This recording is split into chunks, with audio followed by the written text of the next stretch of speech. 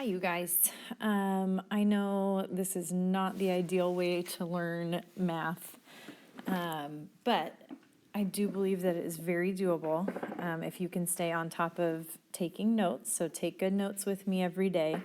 I know it might be tempting to want to just not, because I'm not there telling you to put your iPad away or to put your phone away or whatever, but put your phones away. If you're taking notes on the iPad, great. You're welcome to print out the notes if there are notes available. But I'm going to talk you through this, and then I'm actually going to go back through some of the previous stuff that we did too, just as a refresher, because it's been a little while. And this will be your first day of remote learning to watch. Okay, so this first question, it says write an equation for the line through the point 2,4 and perpendicular to this equation. So we have done something similar to this with the parallel lines. Remember when we said parallel to, we would look at the equation, this equation here, and we would say, how do I make it parallel to that? Well, when it's parallel, you want the same slope. But if you remember, last week we talked about when things are going to be perpendicular, their slopes are opposite. Remember, positive becomes negative or negative becomes positive, and reciprocals. So what was A over B is now becoming B over A. So you're doing that same idea with this type of problem. Your slope right now is 1/3, not 1/3 x, right? Just 1/3. Well, if I want the perpendicular slope, remember that upside down T means perpendicular. The perpendicular slope would be to flip these and change the sign. So if it was 1/3, perpendicular to that would be a negative, and then it's 3/1, which you can really just write as -3. Okay, so we want the new slope, -3, and this point in an equation. Okay, now you have options. This is x and y. If you want to plug it into slope-intercept form, you would say y equals -3. So remember this form. Let me just write it. Y equals mx plus b. Okay, so if we're going to write it in that form, it's going to be 4y equals m, which is -3, times x, which is 2, plus b, which we don't know. So we need to solve for b. Some of you said you liked this way better. Others of you said you like the other way better. I'm going to show you both, okay?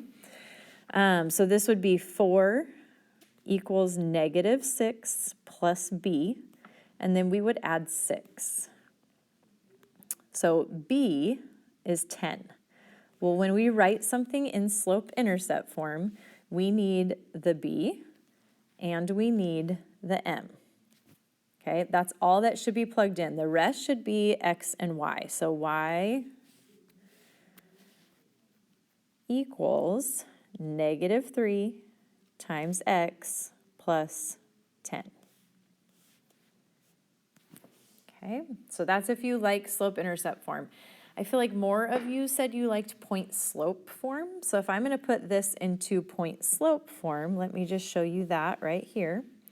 Again, I'm doing the same problem, I'm just doing it a different way. So if you didn't like that way that I just showed you, if you didn't like this, then see if you like this, okay?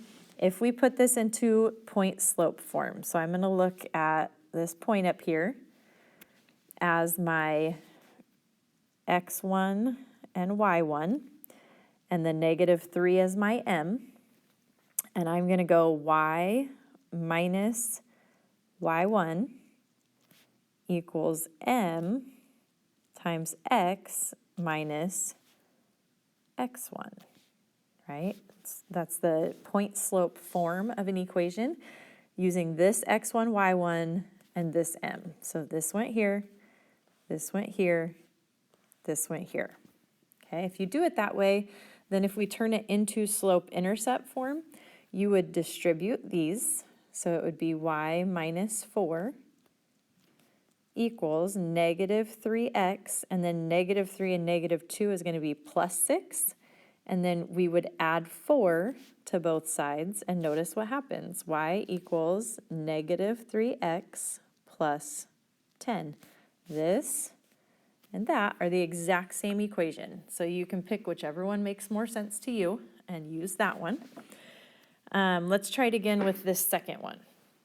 So if you're going to do it this way, the first way that I showed you for solving for b, you have an x, you have a y, and we want to go perpendicular to this. And if you recall last week, I said, remember, we are never, ever, ever going to use this number. So if you want, just scratch it out so you know you don't use it, okay?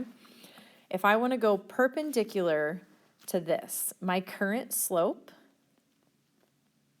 is 2. So the opposite reciprocal, the perpendicular slope, my new slope that I want to use would be flip that over and change the sign. So it'd be a negative 1/2. Okay, so if we're going to do this way, I would say y equals mx plus b. So y is 8. M is negative 1/2, x is 1, plus b.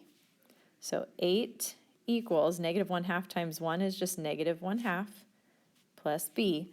I need to get that negative 1/2 out of there, so I'm going to add a 1/2 and add a 1/2. So this is gone, and b equals 8.5, or you could call it 8.5. So if I have my b now, and I have my m, I can put it into y equals mx plus b. So it's going to say y equals my m, negative 1/2, times x plus my b, 8.5. Okay, so that would be slope-intercept form, when we start with slope-intercept and we finish in slope-intercept. If we start in point slope, remember point slope is y minus y1 equals m times x minus x1. So you still need to find the new slope, that's the negative 1/2. You still need your point. This is now x1 and y1. So it would be y minus your y value, which is 8, equals negative 1/2 times x minus my x value, which is 1. And then to put this into slope-intercept, we would distribute. So y minus 8 equals negative 1/2 times x plus, because it's minus a negative, so plus 1/2. Okay. And then we would add the 8 to get it into slope-intercept form. So it would be y equals negative 1/2 x plus 8.5. And again, identical answers. So I don't care which form you do. Pick the left side or pick the right side. You do not have to do both. Okay. Let's just quick brush up here on these. Parallel to. Remember, we said if they're parallel, they have the same slope. So the same type of problem, but you're going to plug in the 2/3 instead of changing it to a negative 3/2, and plug in 2 instead of changing it to negative 1/2. So just pay attention to the wording. Parallel, same slope. Perpendicular, like we did today, right? If it says perpendicular, then you need to make the slope the opposite reciprocal. If you have any questions on this, there is in Canvas a place where you can do a discussion. It's not really for a discussion, it's just for you to write down numbers from the homework that you have questions on. But if you want to just write me a little note of something that you're not understanding, I can re-explain there as well, okay? So that's parallel and perpendicular lines for our first lesson. And just keep in mind, guys, as you watch my videos, pause me. If I move too fast for you, pause. finish what you're writing. I highly recommend you take notes because you have less access to just ask me a question whenever, right? So take notes so you can go back and refer to your notes. But I think you guys are going to do great as long as you just stay organized and stay on top of each day. All right, I will talk to you soon.